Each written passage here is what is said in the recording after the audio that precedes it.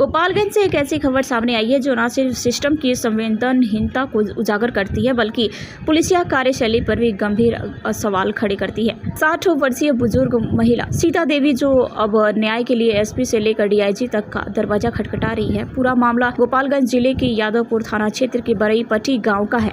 8 जून 2025 की दोपहर सीता देवी का परिवार घर में मौजूद था, तभी उनके पति वशिष्ठ शाह और भतीजे जैनेन्द्र शाह पर जानलेवा हमला किया गया। हमले में लोहे की रड का इस्तेमाल किया गया जो आज भी बतौर सबूत थाने में मौजूद है।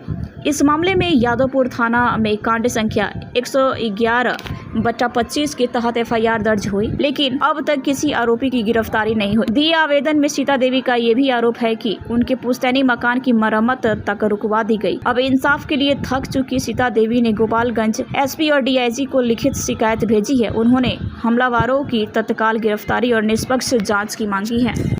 मेरा नाम अभिनव कुमार है।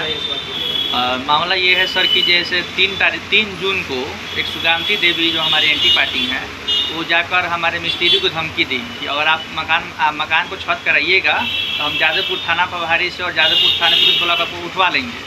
क्या हुआ कि सर 7/6/2025 को जादवपुर थाना के विमलेश कुमार आए हमारे घर पे और हमारे पिताजी को ज़बरदस्ती घर से उठा ले गए जादवपुर थाना में, और जादवपुर थाना में ले जाकर उसको छोड़ दिए।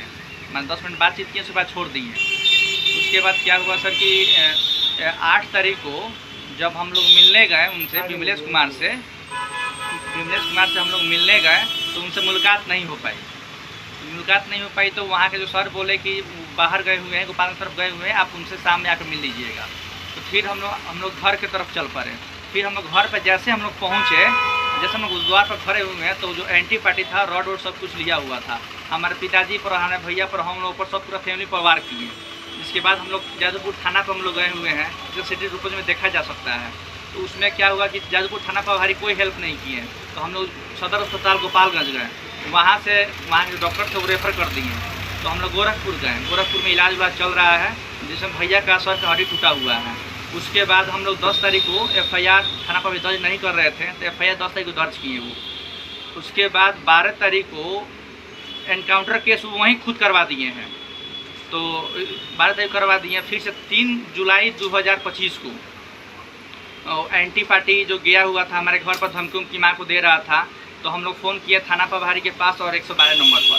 तो वो लोग गए हुए थे, तुरंत पहुँचे भी। वो लोग अरेस्ट भी किए 3 तारीख को, जिसका रिकॉर्डिंग है मेरे पास, लेकिन वो लोग छोड़ दिए। वो लोगों को अरेस्ट करने के बाद जबकि हाफ मर्डर केस था वो लोग छोड़ दिए। फिर से 10 तारीख को हमारा मकान का छत हो रहा था। तो उसमें जादवपुर थाना प्रभारी सर और 3 गाड़ी पुलिस पहुँच कर हमारे घर को छत हो रहा था रोक दिए, ज़बरदस्ती रोक दिए।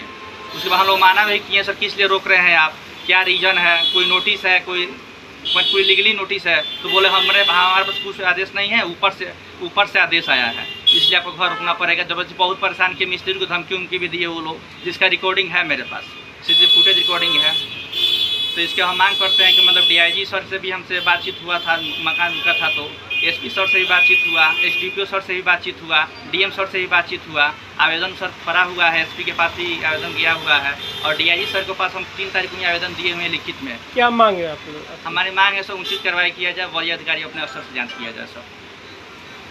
कहाँ का मामला है? मामला सर जादवपुर थाना क्षेत्र का है जो गोपालगंज डिस्ट्रिक्ट में पड़ता है।